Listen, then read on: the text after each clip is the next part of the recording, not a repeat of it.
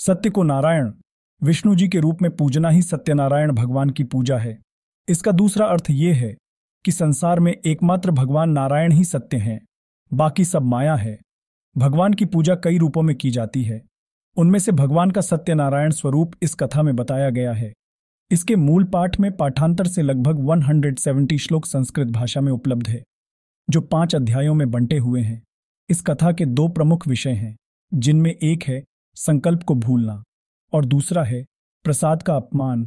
व्रत कथा के अलग अलग अध्यायों में छोटी कहानियों के माध्यम से बताया गया है कि सत्य का पालन न करने पर किस प्रकार की समस्या आती है।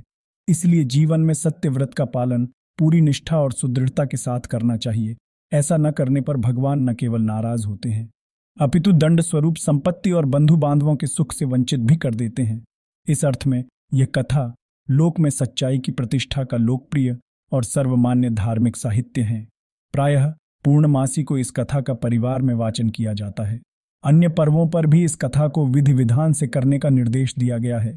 इनकी पूजा में केले के पत्ते व फल के अतिरिक्त पंचामृत, पंचगव्य, सुपारी, पान, तिल, मोली, रोली, कुमकुम, दूर्वा की आवश्यकता होती है, जिनसे भगवान की पूजा होती है। सत्यनारायण की पूजा के लिए दूध, मधु, केला, गंगा जल, तुलसी पत्ता, मेवा मिलाकर पंचामृत बनाया जाता है, जो भगवान को अत्यंत प्रिय है। इन्हें प्रसाद के रूप में फल, मिष्टान्न के अतिरिक्त आटे को भूनकर उसमें चीनी मिलाकर एक प्रसाद बनता है, जिसे पंजीरी कहा जाता है। उसका भी भोग लगता है। सत्यनारायण व्रत कथा पुस्तिका के प्रथम अध्याय में यह बताया गया है कि सत्यनारायण भगवान की पूजा कैसे की जाए। संक्षेप में यह विधि निम्नलिखित है।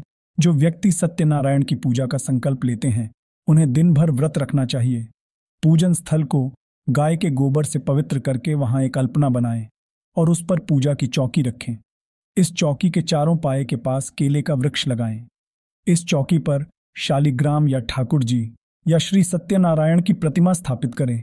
पूजा करते समय सबसे पहले गणपति की पूजा करें, फिर इंद्रादि दशदिक्पाल की और क्रमश पंचलोकपाल, सीता सहित राम, लक्ष्मण की, राधा कृष्ण की। इनकी पूजा के पश्चात ठाकुर जी व सत्यनारायण की पूजा करें। इसके बाद लक्ष्मी माता की और अंत में महादेव और ब्रह्मा जी की पूजा करें। पूजा के बाद सभी देवों की आरती करें और चरणामृत लेकर प्रसाद वितरण करें। अगर आपको मेरी वीडियो अच्छी लगी हो तो ऐसे ही और वीडियो देखने के लिए इस चैनल को लाइक और सब्सक्राइब करें और बेल आइकॉन को दबाना ना भूलें, ताकि आप मेरी वीडियो सबसे पहले देख पाएं।